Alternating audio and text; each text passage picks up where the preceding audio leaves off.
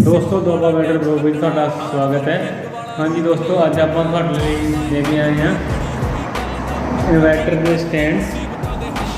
Check करो, बहुत ही वधिया क्वालिटी के स्टैंड है, घट रेट में वधिया बेस्ट क्वालिटी। चेक करो किमें लगे।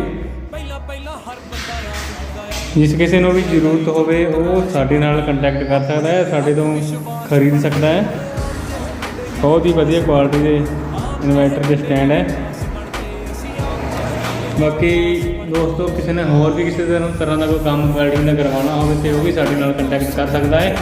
तो बाकी दोस्तों साडे यूट्यूब चैनल को सबसक्राइब कर लो, तो साडे इंस्टाग्राम अकाउंट को फॉलो कर लो। ठीक है, बाकी मिलते हैं अगली वीडियो में। Okay, thank you.